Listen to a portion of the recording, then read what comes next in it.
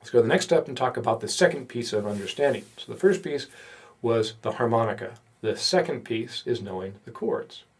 So the chords, we will use second position as our main position for understanding because we just do most of our improvising in second position. So we use this, and then you, of course, can apply these same concepts to first position, third position, 12th position, whatever position you desire. So what are the chords? If we play our C harmonica in second position, we're in the key of G. For the key of G, the 1 chord is G, B, D, F. For our 4 chord, it is C, E, G, B flat. And for our 5 chord is D, F sharp, A, C. Your goal is to be able to say 1 chord, G, B, D, F. 5 chord, D, F sharp, A, C. 4 chord, C, E, G, B flat. You want to be able to rattle off like that. Now chords are built by skipping notes. So if you have your G chord, G is the first note. The next note is B, which is, you get that note from skipping A. When we have our G scale, it goes G, A, B, C, D, etc. So G is the root because it's the first note. We skip A, go to B, that's the third note. That's why we call it the third. Even though it's just the second note listed in the chord, it is the third from G, or the third note from G. That's why we call it the third. Now we go to D. D is the fifth because it is the fifth note from G. G, A, B, C, D. And then we have the seventh. In this case, we call it the flat seventh because we will commonly alter that seventh note to give us a real bluesy note. And actually, our first part of theory understanding, we won't even include the flat seventh because it's not part of the basic triad of the chord. It's a note that really brings in dissonance, but it's also a dissonance that's very important to blues. We'll talk about that later in our lesson. So our 1 chord is G, B, D, F. So G is our root, B is our third, D is our fifth, and F is our flat seventh. So when we're speaking of this, I'm going to say something like, oh, that's a nice note. That's the third of the 1 chord. You're like, oh, wait a minute. Third of the 1 chord. Okay, you look at your chart. It says chords in second position. If we're on the 1 chord, so look at the 1-7 chord there. To the right says root is G. G is the root note.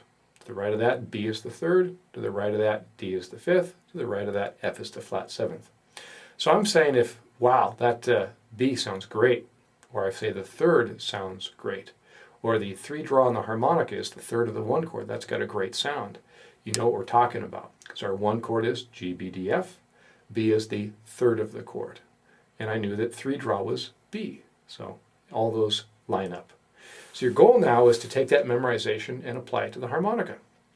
So even before you get that, you probably want to say, what are all the root notes of the chords? Well, G is the root note of the 1 chord. C is the root note of the 4 chord. D is the root note of the 5 chord. What are all the fifths? D is the fifth of the 1 chord. G is the fifth of the 4 chord.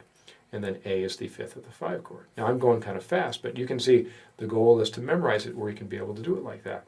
Then you jump it onto the harmonica. You say, okay, well, if I'm on the 1 chord and I play a 2 draw, that's G. That's the root note of the 1 chord. Well, 3 draws, B. That's the third of the 1 chord. 1 draw and 4 draws, D. That's the fifth of the 1 chord. You getting the idea? So the goal is to be able to map that to the harmonica. If I'm on the 4 chord and I'm playing 2 blow, well, 2 blow is E. E is the third of the 4 chord. So what we're starting to do basically is getting to know the names of each of the chords, and when you're on that chord, what note on the harmonica matches it. We're not going to really talk much about what the quality of the root note, the third, the fifth, or the flat seventh is. Each one does have a certain quality to it. We're going to cover that in our theory section and our accompaniment section as well. Our goal here really is just to identify the notes. So when I'm talking about, okay, we're on the 4 chord, what's going to match? If we're on the first 2 holes, well, 1 blow is C, that's the root note. 2 blow is E, that's the third of the 4 chord. 2 draw is G, again looking at the chart. G is the fifth of the 4 chord. So we're trying to find what notes match the band, guaranteed, and then where are those on the harmonica. And it opens up a whole new range of ideas very specifically for our 4 chords and 5 chords, because those are the areas that are not as intuitive. What's the third piece of understanding? The 12-bar blues. And by this point in Improvising Study 8, man, you really know your 12-bar blues, so that's not really an issue. So to review, you need to memorize your C harmonica. You've got the chart in front of you to use until you have memorized it. Once you're getting pretty close to memorizing it, don't use that chart. Just go from here. That's going to be very important. Our C harmonica, blows, draws, and their bends included. Next step is to know the notes of the band. There's only 3 chords. The 1 chord, G, B, D, F, 4 chord, C, E, G, B flat, 5 chord, D, F sharp, A, C. And you can just trust me as your blues harmonic instructor that those notes sound good. When you're on a 4 chord and you hit a 1 blow, it's going to sound good. You hit a 3 draw half-step bend, that's the flat 7th of the chord, that's B flat, it's going to sound really bluesy, it's going to sound good. And that's the great thing about it. When we talk about improvising, it's really just this open world of like, it's so gelatinous, this image of what improvising is all about. Well, it's pretty simple. If the note matches, play it. If you're guaranteed it's going to sound good, my God, play it.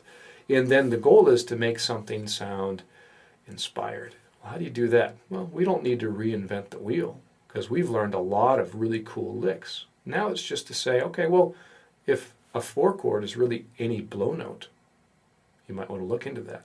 If a 4 chord is any blow note, well, shoot, here comes the 4 chord. I'm on the 2 draw. I'm going to go to 2 blow. And what does that 2 blow remind you of? Your brain has got all these files in the back, and you hit that 2 blow, and something's going to spit out because you've played a lick before that has started on a 2 blow. Or maybe a portion of a lick, a fragment of a lick that went from a 2 blow. And that's what it's all about. It's really this sensory recall.